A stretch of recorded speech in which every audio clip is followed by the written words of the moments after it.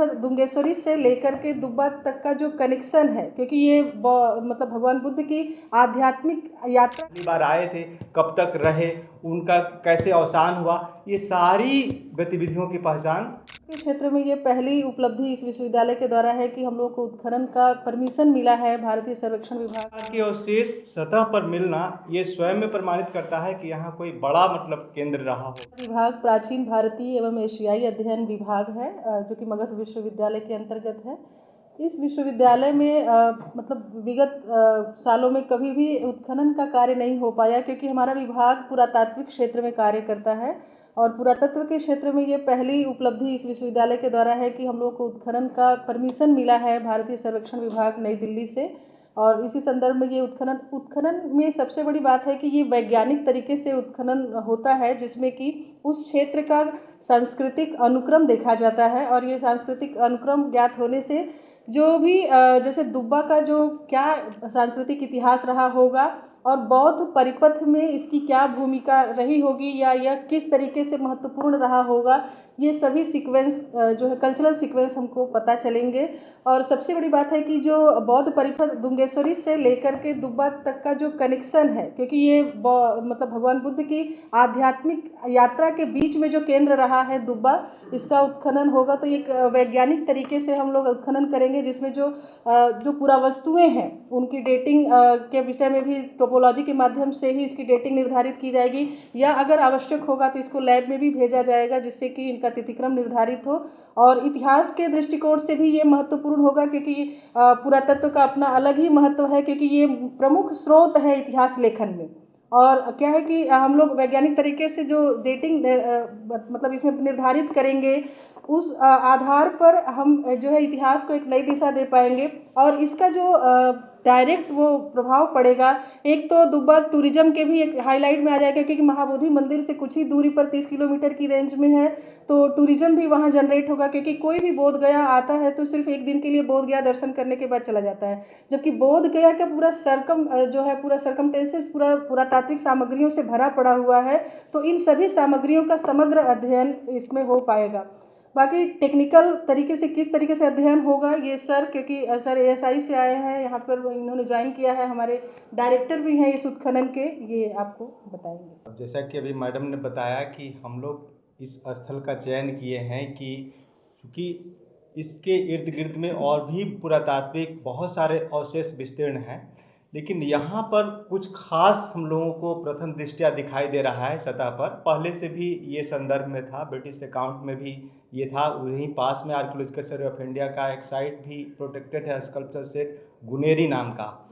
तो हम लोग चाह रहे हैं कि गुनेरी में अगर मान लीजिए 7वीं 8वीं शताब्दी ईस्वी से संबंधित कोई अगर पुरातात्विक अवशेष मिल रहा है, स्कल्पचर्स मिल रहे हैं, और यहाँ उससे भी ज़्यादा संख्या में पुरातात्विक अवशेष बिखरे पड़े हैं, और विगत दशकों से इस चीज़ से भी हम लोग इनकार नहीं कर सकते हैं कि कितनी मूर्तियाँ लोग वहाँ से उठा करके ले गए होंगे, कितने पुरावशेष ले करके गए होंगे। तो इस प्रकार के अवशेष सतह पर मिलना ये स्वयं में प्रमाणित करता है कि यहाँ कोई बड़ा केंद्र रहा होगा। चूँकि ज़्यादातर बौद्ध धर्म से संबंधित मूर्तियाँ हैं, तो कोई बौद्ध मठ की संभावना है, क्योंकि वहाँ स्तूप के भी साक्ष्य मिल रहे हैं, मूर्तियाँ बहुत सारी मिल रही हैं। वैसे हिंदू परंपरा से भी जुड़ी हुई मूर्तियाँ भी हैं वहाँ, विष्णु की है, गणेश की है, और भी देवी देवताओं की है। तो इसके रहस्य क्या है, ये बिना वैज्ञानिक स्तर पर उत्खनन किए पता नहीं चल सकता है। तो जो विधि है उत्खनन का, जो कुछ भी नियम निर्धारित किए गए हैं उसकी टेक्निक के तहत ही हम लोग करेंगे। प्रथम दृष्टया हम लोग इसका सांस्कृतिक अनुक्रम जानने के लिए वर्टिकल ऑपरेशन करेंगे, और ज़रूरत पड़ने पर हम लोग क्षैतिज उत्खनन भी करेंगे, हॉरिजॉन्टल भी करेंगे।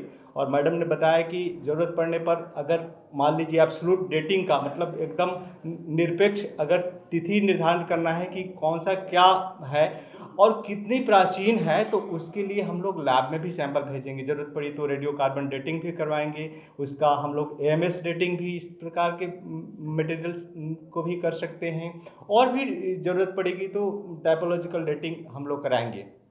क्योंकि हमारा उद्देश्य है कि हमारे जो बच्चे हैं उनको सही से टेक्निक की जानकारी दी जाए कि पुरातात्विक उत्खनन होता कैसे है, इसमें किन किन चीज़ों का ध्यान रखना पड़ता है, क्योंकि इसको समझे बिना पुरातात्विक स्रोतों का व्याख्या हम सही से नहीं कर पाएंगे, इसलिए ये बहुत ही ज़रूरी था। इसके अतिरिक्त जैसा कि इन्होंने बताया कि पर्यटन की संभावनाएं भी वहाँ बढ़ेगी। अगर मान लीजिए कि हमारे उत्खनन में कोई बहुत बड़ी ऐतिहासिक महत्व की चीज़ें निकल कर आती है, तो निश्चित रूप से उसको लोग स्वीकार करेंगे, उसको महत्व देंगे, वो उस स्तर की का पहचान होगा। और यहाँ गया, बोध गया से लेकर के और आपका जो गुनेरी तक का बीच में जितने भी पुरातात्विक अवशेष हैं, उसको भी हम लोग समय समय पर विद्यार्थियों को ले जा करके उसका भी भ्रमण करवाएंगे, ताकि पूरा जो एंशिएंट लैंडस्केप था उसी दरमियान इस कितना प्राचीन कालखंड में लोग यहाँ पहली बार आए थे, कब तक रहे, उनका कैसे अवसान हुआ, ये सारी गतिविधियों की पहचान का माध्यम पुरातात्विक उत्खनन ही है। तो हम लोग का यही प्रयास रहेगा, क्योंकि हम लोगों के सभी के पास कुछ न कुछ पुरातात्विक कार्य करने का अनुभव है। और मैं पहले भी कई देश के पुरास्थलों में काम किया हूँ, जिसमें सिंधु सभ्यता का भी स्थल शामिल है। क्योंकि मैं भारतीय पुरातत्व संरक्षण में लगभग 20 वर्षों तक सेवा दिया है, तो बखूबी हम लोग कार्य करने में भी सक्षम है। और हमारी कोशिश ये भी होगी कि कोई भी विद्यार्थी अगर सीखना चाहेगा तो उसको हम लोग बखूबी प्रशिक्षित अभी करेंगे। जो उत्खनन करने की जो आप लोग शुरुआत करने जा रहे हैं, उसमें ऐतिहासिक बेस क्या लेकर के मान करके चल रहे हैं कि क्या कुछ वहाँ से निकल सकता है? नहीं, जो प्रथम दृष्टया मैंने क्या बताया कि जो सतह पर दिखाई दे रहे हैं, तो वो सभी ऐतिहासिक काल के हैं। हमारे पास कम से कम 9वीं 10वीं शताब्दी की चीज़ें हैं, वहाँ पर अभिलेखीय साक्ष्य भी है। और आपका प्राचीन दीवार की संरचनाएं भी, जिससे लोग ईंट निकाल करके, चूँकि किसी का संरक्षण में तो है नहीं पूरा स्थल, तो लोग ज़रूरत के हिसाब से एक किसी को एक ज़रूरत पड़ी तो एक ईंट, कोई 5 तो 10, ऐसे करके ईंट भी निकाल रहे हैं लोग। तो अभी समय है कि अगर पुरातात्विक उत्खनन होगा, तो अगर कोई महत्वपूर्ण चीज़ें प्रमाणित होती हैं, तो इस महत्वपूर्ण ऐतिहासिक अवशेष को बचाया भी जा सकेगा। तो अभी हम बिना उत्खनन के तो कुछ नहीं कह सकते हैं कि क्या वहाँ पर है, बट जो सतह पर वहीं की चीज़ें निकली हैं, विभिन्न अवसरों पर लोगों ने, स्थानीय ग्रामीणों ने जो कटिंग किया है, उसके तहत चीज़ें जो निकली है, उससे ये सारी चीज़ें प्रमाणित हो रही है कि यहाँ आपको कम से कम 9वीं 10वीं शताब्दी में बहुत ही मतलब किसी विकसित अवस्था में वो स्थल था। तो ये सारी बातें हैं।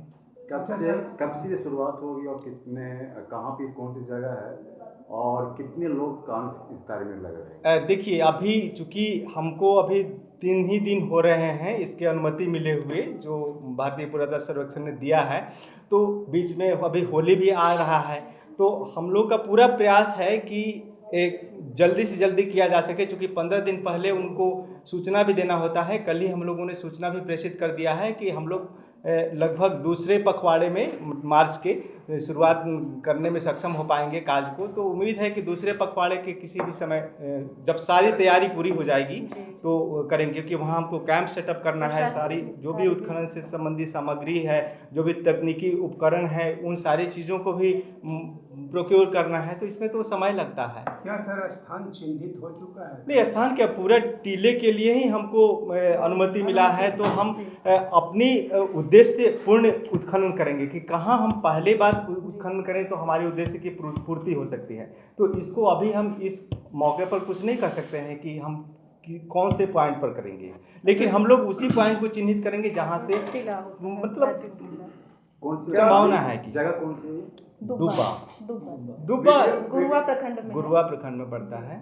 वीडियो रिकॉर्डिंग भी होगी क्या इसकी? जो नहीं, हम लोग जरूर इसको वो भी करेंगे, वीडियो रिकॉर्डिंग भी करेंगे, क्योंकि बच्चों को हमको दिखाना रहता है, पढ़ाना रहता है, कैसे किस सतह से क्या चीज़ें निकल रही है, कैसे खुदाई होता है, सारे चीज़ रहेगा। ये तो हमारा स्टडी करिकुलम में है। अच्छा सर, ये जितने भी अवशेष निकलेंगे, हाँ, तो उसको क्या, कहाँ स्टोर किया जाएगा, उसका क्या यूज आएगा, इतिहास बच्चों के पढ़ाया जाएगा? देखिए, आप जैसा कि जी, जैसा कि आप जानते हैं कि देश में इतने सारे संग्रहालय हैं, संग्रहालय के पास कहाँ से पुरावस्तुएं आती हैं? विभिन्न पुरातात्विक स्थलों का खुदाई हुआ है, विभिन्न जो संस्थाएं हैं वो की हैं, जिनको अनुमति दिया गया है खुदाई के लिए। तो हमें अनुमति भी मिली है, तो जो कुछ भी वहाँ से मिलेगी वो उस समय बतलाएगा कि क्या करना है इनका।